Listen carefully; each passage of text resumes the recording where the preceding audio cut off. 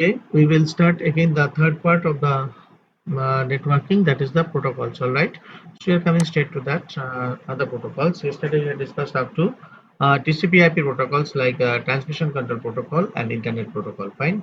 So now the thing is that whenever we are talking about the protocols, it is actually a set of rules. So now you can see out here what is hypertext transfer protocol. Hypertext transfer protocol is a kind of protocol which is used to connect the web pages. Okay, especially it starts with www, World Wide Web. Okay, so when you visit a website on web browser program like Firefox, okay, Mozilla Firefox, I mean, and then you are using the Google Chrome or using the Internet Explorer. Now it has become Edge. All right. So what is happening? Your computer becomes an HTTP client which receives the web pages and data from the web server when you are making the request with the help of an URL. URL means uniform resource locator. So I'm coming once over here. You can see that Google page is open out here. This you can see out here. So whenever you're clicking over here, you can see the entire protocol. Okay, HTTPS, what means like hypertext transfer protocol secure. All right, this particular thing actually giving the total URL. All right, so whenever you are connecting these pages, it has to be connected with this HTTP protocol. All right, so that is the thing is happening. So now the thing is that we are coming back to the file transfer protocol is used to transfer files from one computer to another. Suppose you are attaching a file in an email, so it has to be FTP, or you are downloading a file from the attachment. Okay, okay, so which has been received by you. All right, that is the thing. We have to use FTP a protocol, that is called file transfer protocol. These definitions are very important for your forthcoming examination, so must study this. Okay, it is used by the web developer to upload web pages on the web hosting server generally. Okay, so when you are transferring files, that time also this is to be used. Okay, that is the thing. And what is the point-to-point protocol? It's a protocol used to establish a direct connection between two computers using telephone lines. Okay, this is called point-to-point protocol. Nowadays, not mostly being used these things. Okay, before coming to ADSL modems, most internet service provider use PPP to provide dial-up access for the internet to their customers. This is to be used when the external or internal modem has been used, okay, for the dialing up. After dialing up the internet to be connected, that time the internet speed was not that at a great, okay, at this great level, high level. All right. So nowadays what we are getting, that is without this, we are just using the routing modems and all, and thereby we are getting the has first signals. Okay, first connection signals we can getting. Okay, the connection is very fast nowadays. Okay, because of these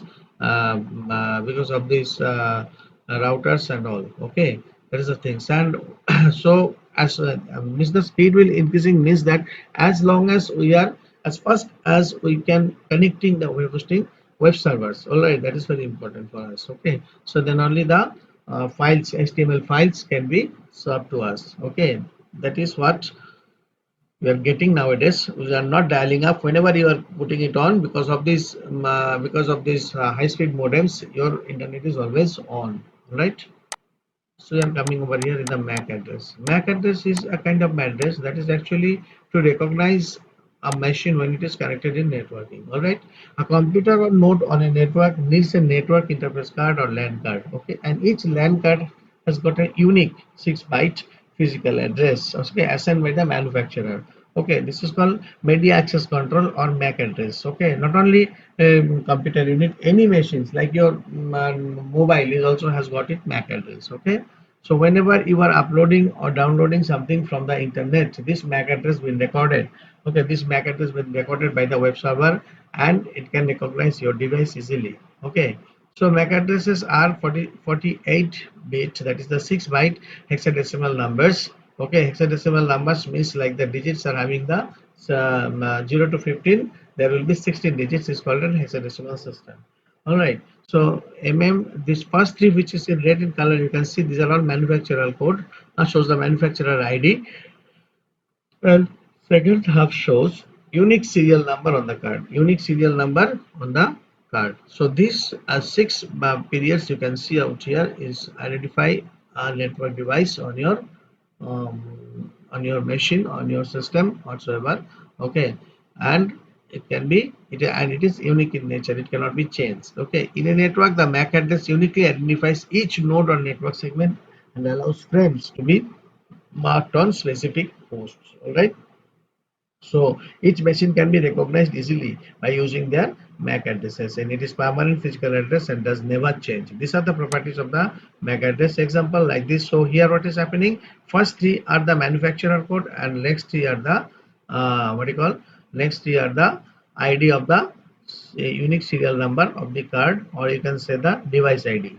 Okay, so first three are manufacturer ID, second three are device ID. Okay, that's what comprises the MAC address. All right. So now after this, we are coming to the IP address, that is the Internet Protocol address. Okay, IP address. So for this, what is happening? All the computers on the network follow the some set of rules for communication to each other. One of the most common protocol is TCP/IP. Okay, Internet also follows this protocol. Each machine in TCP/IP network needs to have a unique 32-bit address called IP address. Fine. The IP address may be static or dynamic depending on the network or the service provider. Okay, whatever the service provider will suggest, that has to be done. Okay, static IP means which cannot be changed, and dynamic means automatically whenever the particular machine will be connected in the network, it will obtain its IP address, right? The IP address may be static or dynamic depending upon on the network or the service provider. In TCP/IP networking, an IP address of 32-bit number is known as the Internet Protocol version 4. We are actually using here IPv4. Other countries maybe they are using IPv6 and all. This version theoretically ensures 2 to the power 32 possible addresses. Okay, and IPv6 also being used to provide more expandability. Maybe when the more high speed connections will be appearing, in that case we will have to use this IPv6 configuration. All right, that is the things. IPv4 addresses are usually represented in dot decimal notation, four numbers each ranging from 0 to 255 separated by dots. This is an example of an IP address. All right, so this also is actually the unique ID, okay, of your machine whenever your machine is connected in network. Okay, and it cannot be, it is not fixed, it can be changed. Okay, it can be assigned and reassigned whenever we like to. Okay, whenever we are configuring the network and all, you can see our typical IP address like this. So I am just running the uh, command interface. So here I will just type ipconfig. Okay, you can see your own machine's ID also. So you can see out here, you can see what is my machine's IPv4 address. This is the 192.168.0.155. This is my device ID, actually IP of my device. Okay, or the system that I am using, and this is the default gateway through which I am connecting the network, and this is the subnet mask. Okay, so that is the thing. So this is having this IP address. So whenever machine is got registered, it always has to be registered in the web server by its IP address. So this is the one which is identifies our machine uniquely. Understood? So this is called IP address, okay, or Internet Protocol address. Fine, that is the thing. So now what is happening out here? Domain name. In general, domain name is a group name assigned to a web server or a website. A domain name usually contains the top level domain or TLD or primary domain and subdomain also. So for example, here it is given cbsc.nic.in. So here .in is the primary domain, okay, or the top level domain. Okay, since it is saying that .in means the Indian site. Okay, and primary domain and nic is the subdomain of in. All right. So top level or primary domain are classified into generic domains also, like .com, .org. .com is a commercial site. .org is a non-profitable organization. .edu is an educational site. .net is a network, is for networking or something like that, and .gov means governments. Okay, so sometimes they will say income tax online.gov.in. All right. So other country domains, like you can say in for India, CA for USA, JP for Japan, NZ for New Zealand, like that. Okay, CA for Canada, I mean, and US for etc. A complete unique address on the page of a website is called URL, that is Uniform Resource Locator or Universal Resource Locator sometimes. Okay, for example, you can see this particular one. So what is happening out here? This is the in is the top level domain, nic is the subdomain, and this is the file that we are accessing via internet. So this is the complete URL for a particular website. So you can see whenever I am taking this one, it is becoming a hand means this is actually a hyperlink. Okay, so if we are clicking over here, then from here directly it will be taken us to the to this particular page. All right, that is the thing. So we are just crossing it right now. We're not going to that since we are containing this particular chapter. So if you click over here, it will be taken from here to directly to that particular page. Okay, since computers on the network are identified by its IP addresses, so it is required to convert a domain name or URL typed in the browser into its corresponding IP addresses. But actually, web server, whenever it's try to locate a particular web page, okay, first it converts it into its IP address. If the IP address has been found, in that case only the page will be processed. This process is called domain name resolution. Okay, typed in the browser into its corresponding IP address. Okay, then only it will be searched in the web server, otherwise not. Okay, if it is not been found, then it will show you the page not found error will come in the browser. Okay, sometimes some restricted sites cannot be displayed. Okay, and error comes on the web page because of this reason only, because it cannot resolve the domain name. This resolution is done by the designated servers called DNS servers provided by the internet service provider like BSNL, Vodafone, Airtel, whatever. Okay, that is the thing. So this is very important. This line is very important. URL typed in the browser into its corresponding IP address. Since computers on the network are identified by its IP addresses, so it is required to convert a domain name or URL typed in the browser into its corresponding IP address. This is known as domain name resolution. This has to be read very nicely because this is very important question for you also. Okay, domain name and the subdomains and primary domains. Maybe a website URL has been given, will be given to you, and you will be asked so. Okay, which one to identify the each part of it. All right, that is the thing. Okay, so the thing is that type of computer network. Okay, a computer network may be small or big as per the number of computers and the other devices together. Thus networks vary in size, complexity, geographical area spread on the basis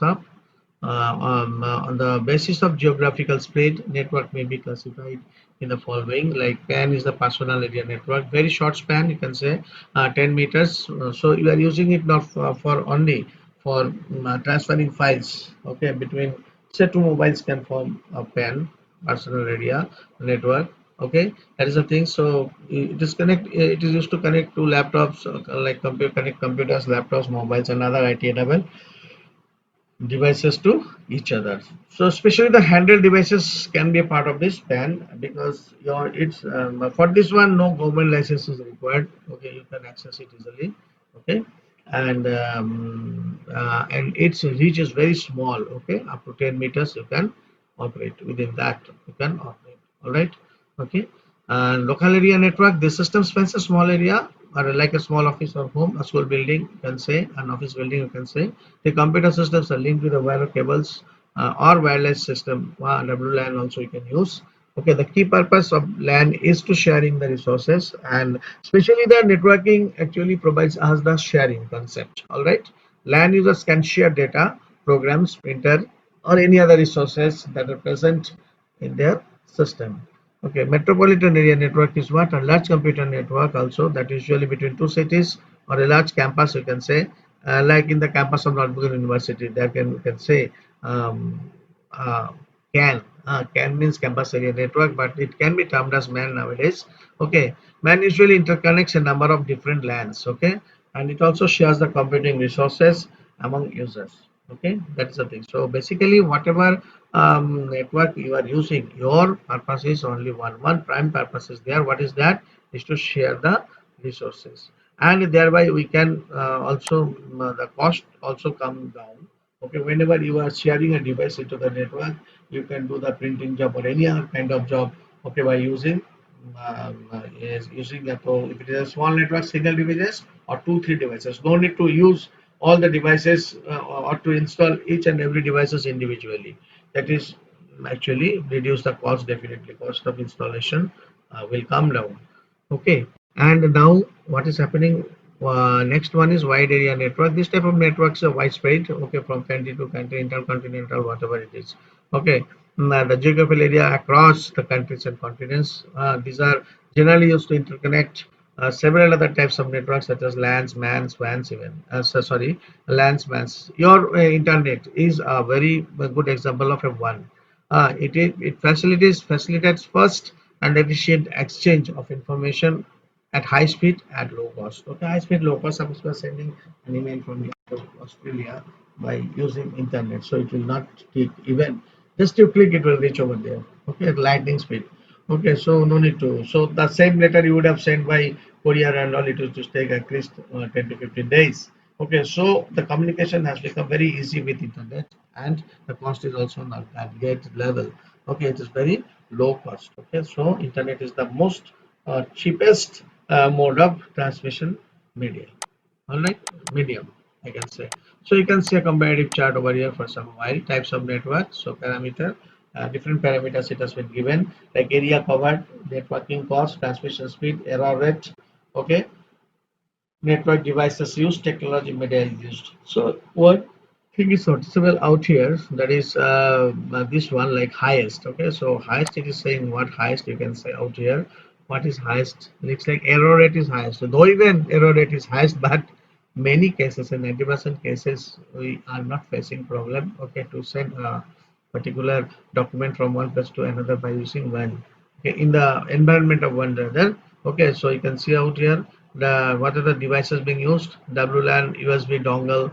Okay, half switch, repeater, modem, router, gateway, and here it is also the same thing, router, gateway. And here you can see the technologies. You can see infrared, Bluetooth, Ethernet, Wi-Fi. Here it is optic fiber, radio wave, microwave and satellite. Okay, so this is just a comparison chart. Okay, and you can see is the area covered within 10-meter span. You can use the pen, then a building, okay, up to 10 kilometer, city up to 100 kilometer, an entire country, continent or globe. We can connect via WAN. All right, that is the thing. Okay, now let's see out here. Okay, what else is there? Network security. Okay, how secure your computer network is. That's very important nowadays. You have to keep your system safe. Okay, and you have to safeguard your personal data also from this. We're having malware, we're having worms, we're having hackers, we're having phishing, we're having spyware, viruses, adware, uh, rootkits, okay, spam, trojans, everything. So it's a process of providing security at the boundaries of the network by keeping out unauthorized access and malware. Okay, so you are having the primary security offered by the operating system is its firewall. Okay, firewall in most cases, 90%, 90-95% cases, it just not allow to enter all these things. Okay, but nowadays these firewalls are not sufficient, okay, to safeguard your protect your machine. All right, so in that case we are using the extra antivirus software. Okay, that is the thing. So those actually protect us from any kind of cyber harm. All right, that is the thing. So now network security threats, what we get normally. Okay, so information and network security commonly refers to various dimensions known as CIA, that is confidentiality, protection against unauthorized access. So you should be careful of your personal data integrity, protected against unauthorized modification. So no one will be allowed to use to modify the data or manipulate some message and send it to other location. And authentication means whether the user who is using this or who is accessing the data um, uh, is an verified user, you can say. Okay, CIA can be weakened and broken. Following threats: snooping. Okay, snooping means just to peep into some other machines and to steal the data. Eavesdropping, also almost of same kind. Spamming and phishing. Okay, spamming means you send the different mails. Okay, same mails again and again and jamming the net box, sorry, inbox of your email. Okay, and phishing means an identical site. Okay, and an identical site has been created by the hackers or by the person who are actually really doing harm for us. Okay, and you could not be able to understand it, and in that case you can be tapped. Okay, suppose a bank site has been phished. Phishing has been done on a bank site, say for sbi.co.in. Okay, then what is happening? You could not recognize, and you have transferred your money into that, and your money will be vanished nowadays. Okay, that's the thing is happening. Okay, that's you have to follow the all the time the um, uh, uh, all the time the protocols, what protocols it has been given. So if it is HTTP, so you should be careful of that. Okay, while transferring, and HTTPS is an authentic one, so always you go for it. Normally the bank money transferring sites are having the HTTPS protocol. Okay, that is the thing. Denial of service attack means The thing is that some service which you cannot, suppose in your machine MS Word has been locked, so you cannot type. Okay, that's called denial of service.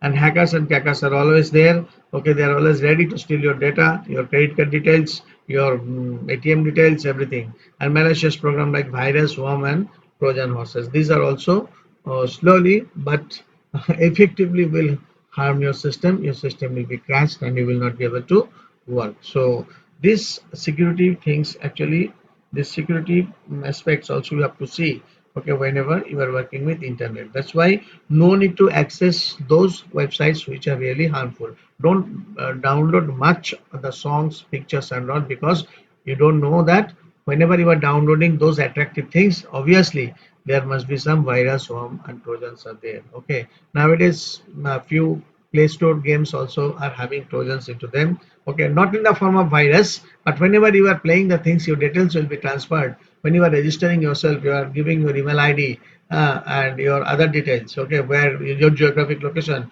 you have been tracked. Okay, by their server. All right, so that is the thing. So should be very careful before downloading. Okay, intrusion or access attack. What is happening here? The definitions are being given, you can read it. In this type of threat, what is happening? An unauthorized user will always attempt to gain access to the sensitive information stored in your computer. That is the thing is happening. It refers to the unauthorized access, user attempts or access whatsoever you say. Okay, so first of all the snooping comes. This is just like unauthorized access of someone else's data by email, computer activity or data communication. It may comprises of monitoring keystrokes pressed, okay, capturing passwords and login information and interception of emails and other private information. Sometimes like screen recorders are also available. Okay, so online screen recorders are also available. You don't know in the background it has started and you could not be able to. So whatever you are doing on the screen, that has been recorded and transferred into the server, into their server. Okay, clear. And eavesdropping is the act of secretly listening, interpreting someone else's private communication or information while data is on its way on the network. Okay, when suppose one email to another email, suppose a message is passing. Okay, so what the hackers do, they download it in their server, then they manipulate it and then send it to that particular location. This is called eavesdropping. And spamming means sending a bulk email by an identified or unidentified sources. Okay, again and again. Suppose a car company sending you the same mails 50 times. So this is actually called spamming, which actually jams our email box, in inbox, you can say. So in that case, you can, what could you do? You can define that particular email ID and put it into the junk folder. Okay, set it. You can do the settings, change the settings, and go to the junk folder. And whenever that particular mail will come, will be appear into your inbox, it will instead go to the junk folder. It will not come to your inbox. Okay, that is called spamming. All right. Okay, intrusion attack or access attack. What is happening here? Phishing. Phishing means what? Is a process of attempting to acquire sensitive information such as username, password, credit card details, bank account number, bank account details, and using a trap mail in which user himself herself discloses their private details. So, for example, one lottery first prize you have won, like this one message has been received into your email box in inbox. All right, and they are demanding your all these details. So whatever happened, you have been trapped. This kind of mails are called trap mail. Okay, so and you have discloses your all details and you are sending to the server bus. You get stuck over there. Okay, okay. Instead of getting money, whatever money you would have there in your bank account, that will be lost even. Okay, sometimes some companies asking OTPs. Okay, they're sending an OTP and you give that OTP bus. What will happen? Your everything will go. Okay, you will not get it back. Yes, so be careful whenever some unauthorized phone call comes or the website, from any website, any OTP to be asked, so don't give. All right, so you give it only when the authorized things will happen. Okay, so in that case you may have to visit the personally to the bank or the organization or institution and do the transaction on behalf of them. Okay, that is the thing. So denial of service attack means those attacks that prevent the legitimate users from accessing or using the resource and information. Say for example, in your machine you want to access the spreadsheet program, you cannot. Okay, but you are a legitimate user. That is true. This type of attacks may eats up all the resources of the system. Okay, say for all your Excel files have been renamed into others, other things. Okay, instead of XLS, it has been given to the extension for TXT. Then what will happen? Excel could not recognize the file and it cannot be opened. Okay, so what is happening? You will be in trouble. Okay, being a legitimate user means a legal user. I mean, you will not be able to use. So different type of DOS attacks happening. The denial of access information. Okay, denial of access to applications. Okay, denial of access to systems. You cannot go inside the system. Okay, denial of access to communication. You cannot send an email or any message from your machine. So these are the called. These are called actually termed as DOS attacks. Okay, or the denial of service attacks. Sometimes some files. Okay, nowadays the ransomware is also there, which is also a kind of denial of service attack. In that case, what is happening? What the hacker does, they actually lock your particular set of files which are very important. Okay, they lock their file and they're asking money. Okay, so you will be given a certain time. Within this time, you have to, if you cannot give the money, they will destroy all your important files. So what will happen? You will lose every data of yours. Okay. So this kind of things are also coming. So not much, but in 2 3 times it has happened out here in our cyber world. All right, that is the thing. So it is very, very important, your security. Okay, the machine security is very, very important. And for this, we have to be very, very careful. We are when we are transferring data, we are downloading data, and we are communicating the data. These three things you have to remember. All right. Then today is up to here. So you must read and must note down the things which is these are very important for your upcoming examination. All right. Then thank you.